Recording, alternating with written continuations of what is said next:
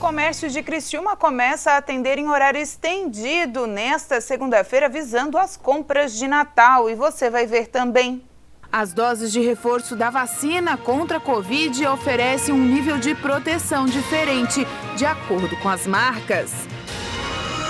3 estados brasileiros estão registrando aumento nos casos de síndrome respiratória aguda grave.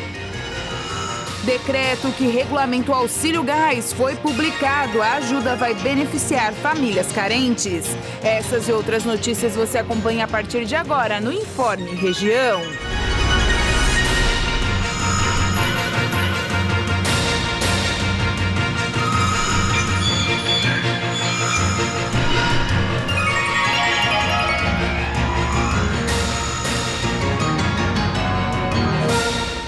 Olá, boa tarde para você. Hoje, 6 de dezembro de 2021, tempo chuvoso em todo o sul catarinense. A dose de reforço das vacinas anti-Covid oferece um nível de proteção diferente de acordo com cada marca, mas a imunidade em geral volta a melhorar.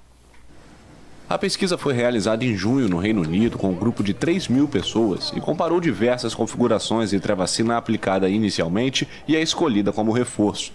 Os pacientes haviam recebido o esquema vacinal completo com AstraZeneca ou Pfizer-BioNTech. No caso da Pfizer, as pessoas receberam uma dose de reforço no mínimo 2 meses após a segunda injeção. No caso da AstraZeneca, receberam a terceira dose no mínimo 3 meses depois.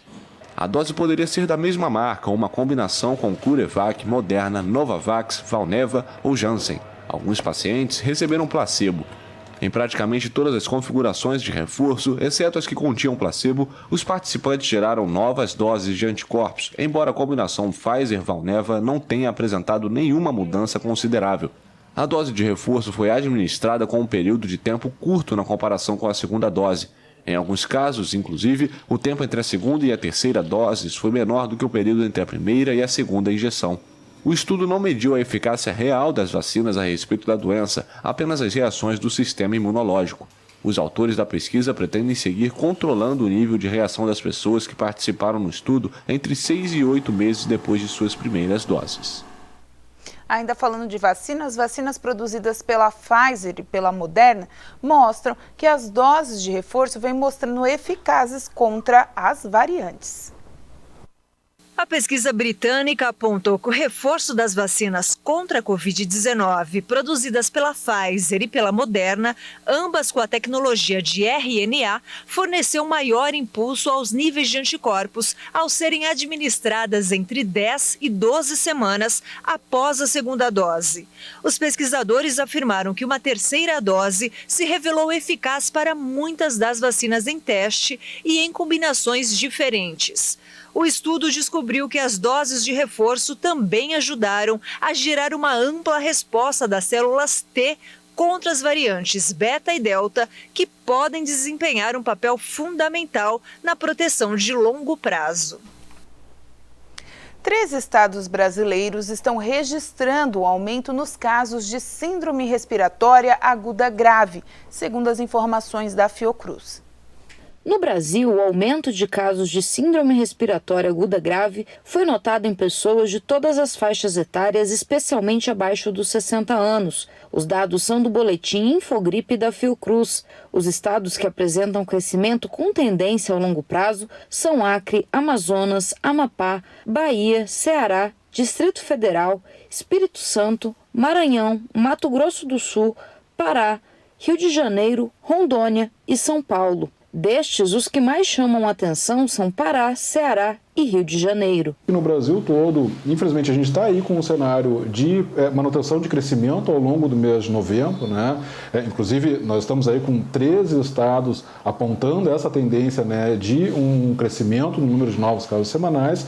Felizmente, na maioria desses estados, ainda é um sinal que pode ser compatível com simplesmente aquela oscilação que a gente observa em períodos de estabilidade, né? Mas fico alerta porque a gente tem um sinal aí de crescimento em alguns locais e na Cura Brasil como um todo. Os estados que mais chamam a atenção são os estados do Pará e do Ceará, porque nesses estados, particularmente, a gente vê que é um crescimento, embora lento no Ceará e mais expressivo um pouco no Pará, Ele é um crescimento que constante, né? Ou seja, semana após semana vem mantendo esse sinal, não é simplesmente uma oscilação entre uma semana e outra, né? E mais do que isso, esse sinal de crescimento se observa em praticamente todas as faixas etárias, o que também reforça, né, esse indicativo de que não se trata apenas de uma pequena variação natural ao longo do tempo. Não, é de fato um sinal de crescimento, né, o que a gente chama de sustentado, né, que semana após semana está mantendo ali esse cenário de crescimento no número de novos casos semanais. Em todo o país, o aumento de casos de síndrome respiratória aguda grave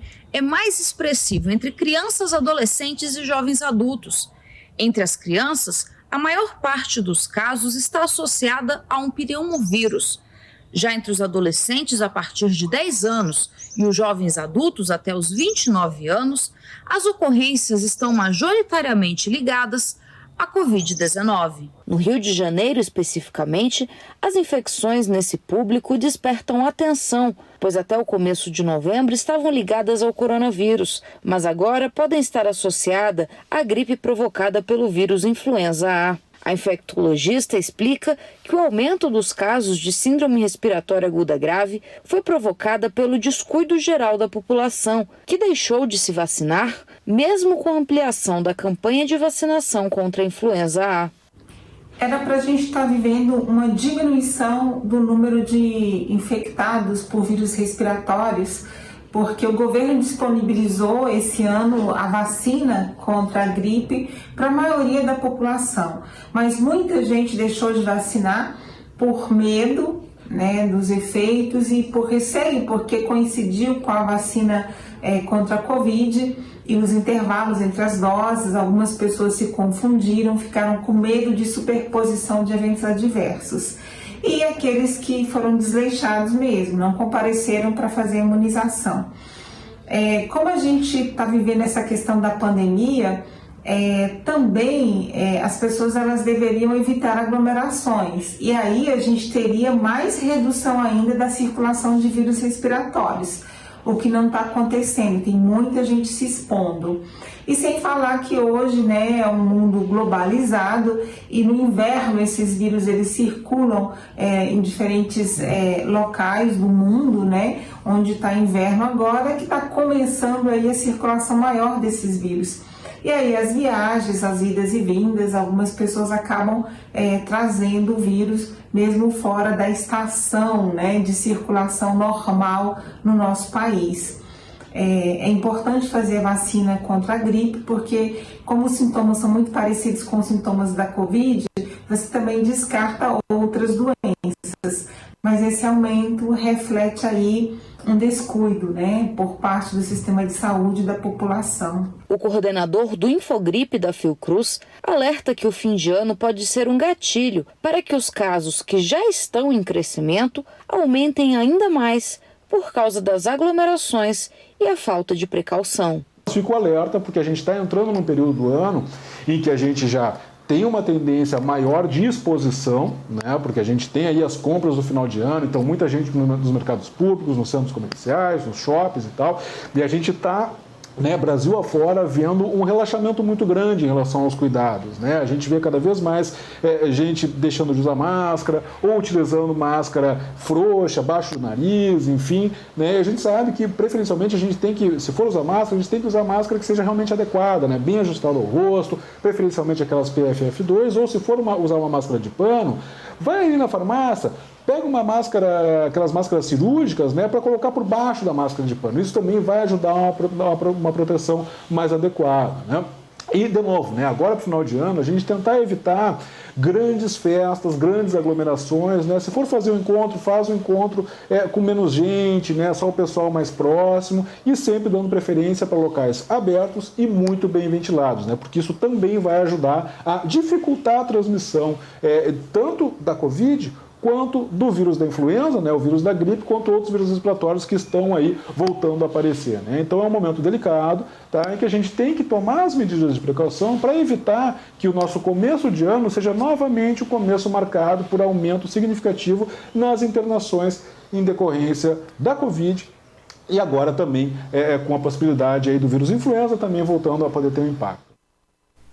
O importante é se vacinar. A seguir, sancionada a lei do Vale Gás.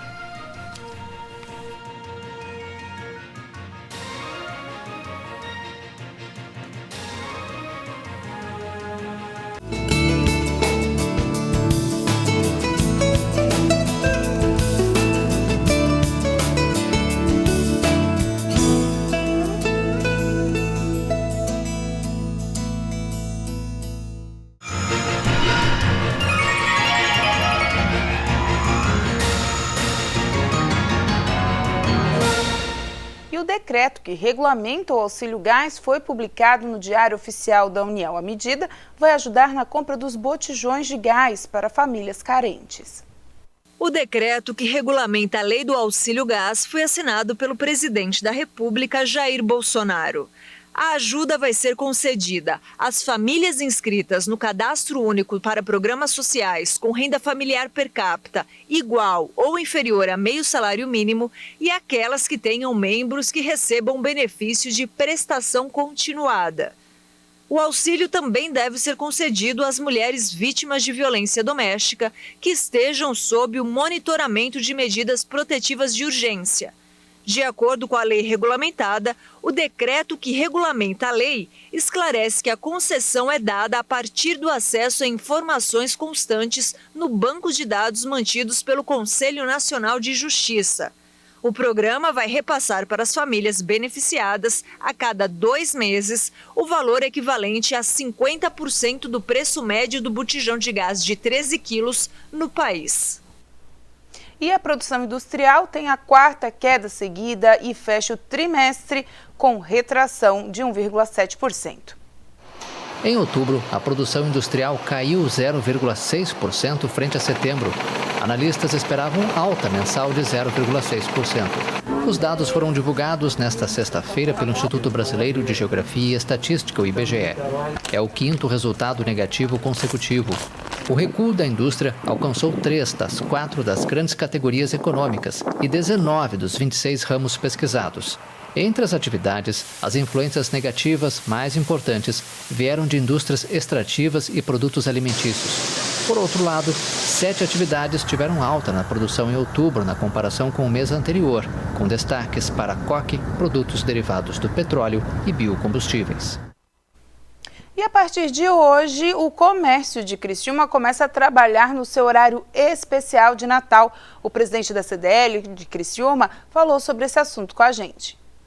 Bom, a CDL de Criciúma, a partir de hoje, junto com os seus lojistas, já amplia o horário de atendimento do comércio. Sobre isso eu vou falar com o Thiago Marangoni, que é o presidente da CDL. Thiago, então a partir de hoje as lojas ficam abertas até às 8 horas da noite, o que, claro, deve gerar bastante movimentação na área central do município e nos bairros também. É isso aí. A CDL de Criciúma está sempre aí orientando seus associados e lojistas para abrirem aí nesse horário especial de Natal, porque a gente sabe, que existem pesquisas que as pessoas deixam para fazer suas compras nos últimos dias. Então, é importante o comércio estar aí com o horário estendido e a gente vai estar aí com o horário estendido essa semana aí até às 20 horas, até às 8 horas da noite, nas 2 próximas semanas até às 22 horas. Lembrando que os próximos 2 sábados também vão ser horários de sábado mais, das 9 às 17 horas, e os próximos 2 domingos também das 16 às 22. Então, com bastante tempo para o consumidor fazer suas compras com tranquilidade. E qualquer dúvida é só entrar ali no site da cdlcri.com.br, olha lá o calendário dos horários e aí já tira toda a dúvida. Esse ano o ticket médio baseado para vocês aqui no comércio de Criciúma está em torno de quanto, Thiago? A gente tá bem positivo nesse aspecto. A gente espera que as vendas cresçam mais que 5% que 2019. As lojas já estão bem abastecidas, a condição sanitária já está muito melhor, as pessoas já estão querendo se reunir, fazer festa, presentear quem se ama. Então, a expectativa é muito boa, tá? Existe aí pesquisas dizendo que em torno de R$400 o ticket médio, outras dizendo em torno de 200, mas é importante realmente estar atendendo todo tipo de cliente nesse horário estendido. E aí estar bem, dando uma ótima experiência ao cliente, que isso é importante, a experiência do cliente que chega à loja, porque a maioria das pessoas, em torno de 80%, querem fazer suas compras no varejo físico. Então, é importante aí dar um bom atendimento ao cliente que vai ser recebido na loja. E é claro, né, também toda essa movimentação gera também empregos, o temporário. Como é que ficou essa situação? O que você tem visto junto aos lojistas aqui de Criciúma? Certo, a gente desde o mês passado, a gente já tem aí uma estimativa de 600 vagas ainda para cobrir, né, que existe aí toda essa questão do Natal, da Black Friday. Então a gente ainda vê as lojas querendo contratar, a gente olha as fachadas, a gente percebe se ainda tem que contrata esse vendedor. Isso é muito bom, a gente fica feliz porque a gente vê que existe essa demanda muito boa, existe um pleno emprego aqui na região. Santa Catarina está sendo um dos melhores estados do Brasil nesse aspecto de desemprego. Então a gente fica feliz e imagina que agora a gente vai ter um bom Natal. E para a gente encerrar, muitos, claro, vão procurar o seu presente ali na última hora, tem horário estendido, mas também, né, tem as questões da segurança, das questões de segurança sanitária, como você mesmo frisou, e tem também a correria do final do ano, não tem como, né? O lojista está preparado com o estoque, vocês conversaram, a gente vê também a expectativa de vários setores, mas qual o setor que mais chama a atenção dessa vez? Perfeito, a gente já está bem avisando bastante o nosso consumidor e também o lojista para a questão da questão do protocolar, de usar máscara, álcool gel na entrada, porque tem que ter muito cuidado ainda em ambientes fechados, isso a gente sempre ressalta. E a gente vê aí uma boa tranquilidade na questão do abastecimento das lojas, tá? O ano passado estava muito ruim, houve uma quebra aí na cadeia produtiva e agora as lojas já estão bem mais abastecidas. A questão do vestuário, sempre campeã no Natal, depois vem os brinquedos. A gente acredita aí que a gente vai conseguir entregar para o consumidor toda aquela marca, aquele produto que o consumidor deseja. A gente está bem tranquilo a respeito disso. Alguns setores ainda estão patinando pela falta de produtos. A gente vê aí questão relacionada à tecnologia, alguns tipos de eletrônicos. A gente vê também carros, motocicletas, bicicletas. Então, realmente tem ainda algumas coisas que vão melhorar daqui para frente, mas o consumidor já está numa situação bem melhor que o ano passado. Então tá certo, obrigado pelas informações. Então você, né, não deixe para a última hora, aproveite os horários estendidos do comércio, vá com tranquilidade, dá tempo de escolher, dá tempo de fazer a listinha e não esquecer de ninguém da família e aproveitar as promoções aqui do comércio de Criciúma e também da área central e dos bairros que seguem, né, os lojistas que são filiados à CDL seguem o mesmo calendário. Voltamos ao estúdio. Lembrando que na próxima semana também tem alteração no horário do comércio, ficam até mais tarde. Boas compras. Confira agora como fica a previsão do tempo para essa semana aqui na região. Terça-feira, sol o dia todo e muitas nuvens e pancadas de chuva no período da manhã ou à noite. A temperatura começa com 16 graus e termina com 26. Na quarta-feira, o dia amanhece com 15 graus. As temperaturas chegam à casa dos 27. Sol com algumas nuvens e chuvas passageiras. À noite, muitas nuvens, mas o tempo fica firme. Quinta-feira, o dia amanhece com 14 graus, chega na casa dos 27. O sol aparece entre nuvens, períodos de céu nublado com chuva. À noite, o tempo segue firme.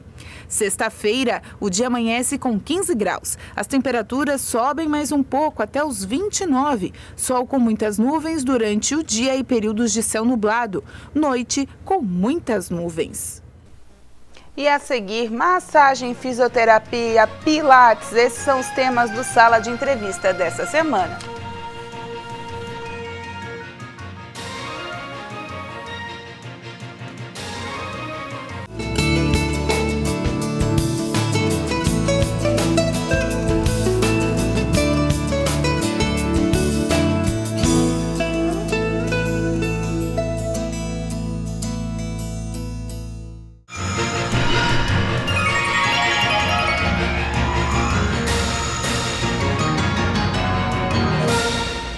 Técnicas de massagem que estão ligadas diretamente à musculatura que devem ser feitas por profissionais de fisioterapia.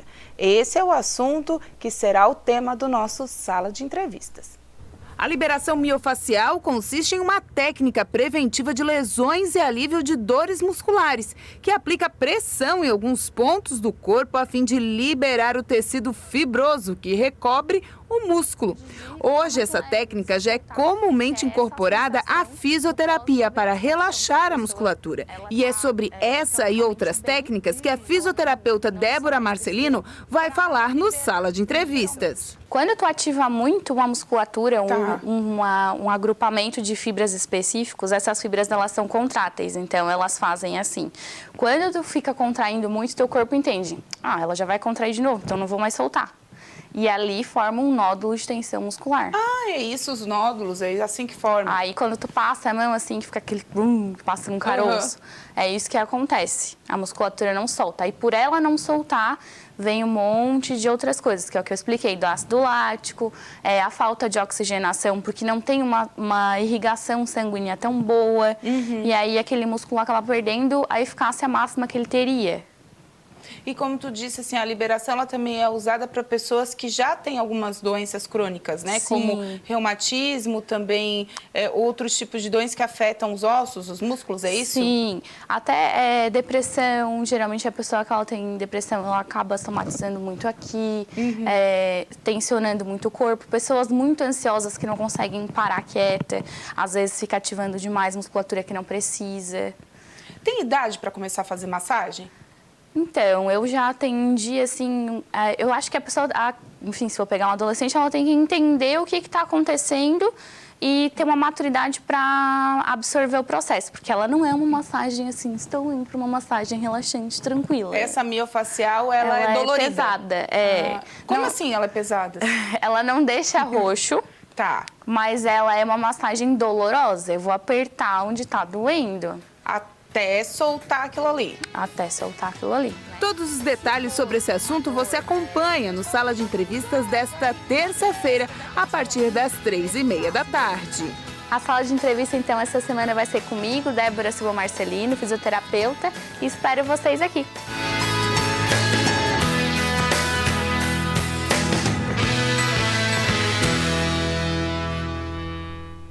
Vale a pena acompanhar. E vamos agora um giro de informações aqui pela nossa região.